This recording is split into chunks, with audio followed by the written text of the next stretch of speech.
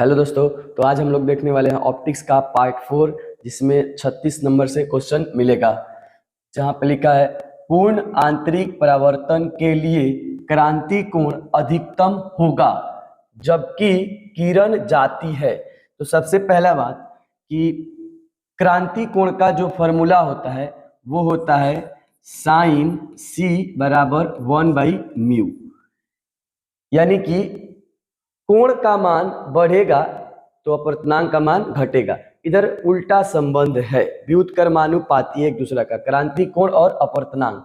तो हम लोग देख लेंगे कि किस स्थिति में अपवर्तनांक का मान कैसा आ रहा है। हमको चाहिए क्रांति कोण का अधिकतम मान, यानी कि क्रांति कोण अधिकतम होगा, इसका मतलब म्यू का मान कम होगा। तो किस केस में म्यू का मान सबसे कम होगा देखेंगे। कांच से पानी में, तो कांच का अपवर्तनांक यानी म्यू जी मतलब ग्लास का होता है 3/2, और पानी का अपवर्तनांक म्यू डब्ल्यू होता है 4/3। तो अब कांच का पानी के सापेक्ष निकालेंगे, यानी कि म्यू जी डब्ल्यू, तो इधर 3/2 में हम भाग कर देंगे 4/3 से, भाग वाले टर्म को गुना में ले जाएंगे तो वैल्यू को पलट देंगे, 4/3 था 3/4 हो जाएगा। अब गुना करें 3 3 के 9, इधर 4 दूना 8, ठीक, यानी कि इसको भाग लगाएंगे तो ये आ जाएगा हमारा 1.1।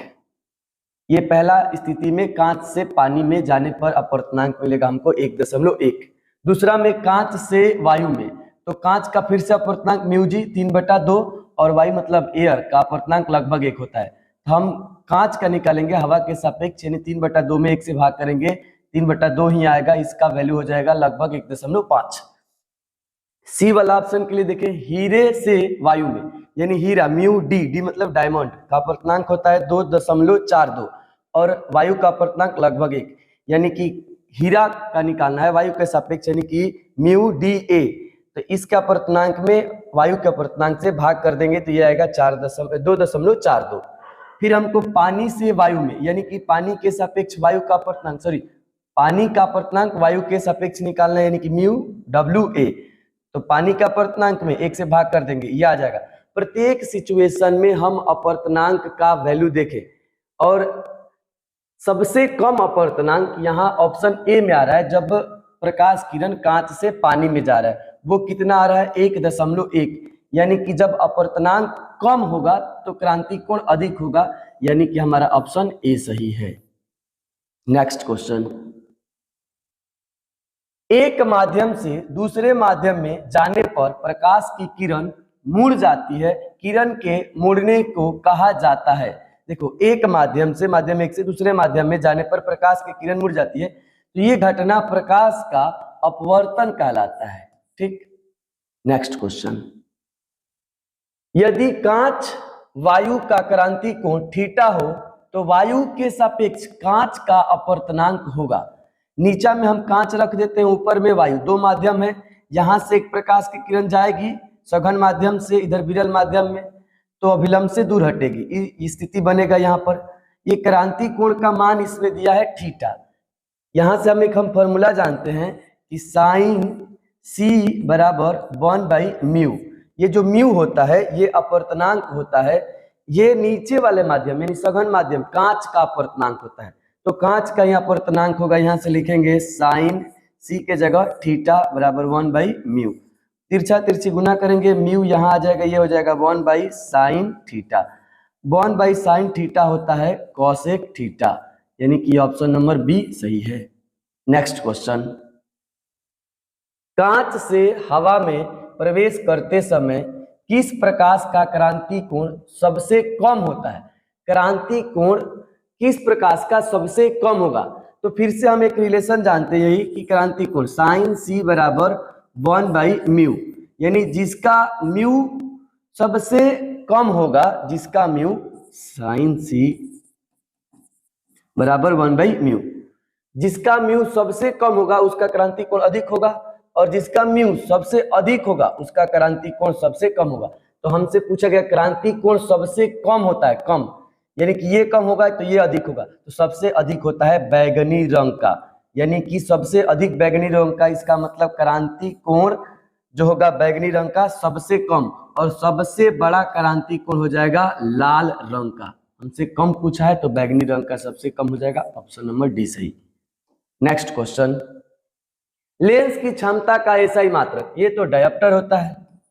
नेक्स्ट क्वेश्चन, एक उभयोत्तल लेंस जिसका अपवर्तनांक दे दिया 1.5 के प्रत्येक तल की वक्रता त्रिज्या 20 सेंटीमीटर है, लेंस की क्षमता है।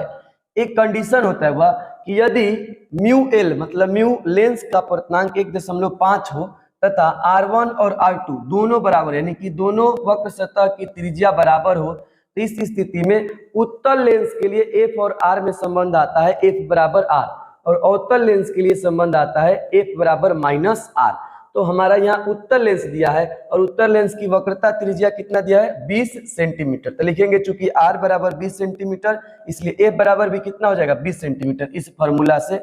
अब हमको निकालना है क्या इसमें लेंस की क्षमता, तो क्षमता का फॉर्मूला होता है P बराबर 100/F, जब F सेंटीमीटर में दिया रहे तब, यानी कि 100/20 काटेंगे तो 20 बचे 100, यानी कि यहाँ पर आ जाएगा 5 डायोप्टर। देख लेते हैं कौन सा ऑप्शन है, 5 डायोप्टर, ऑप्शन नंबर ए सही हो जाएगा।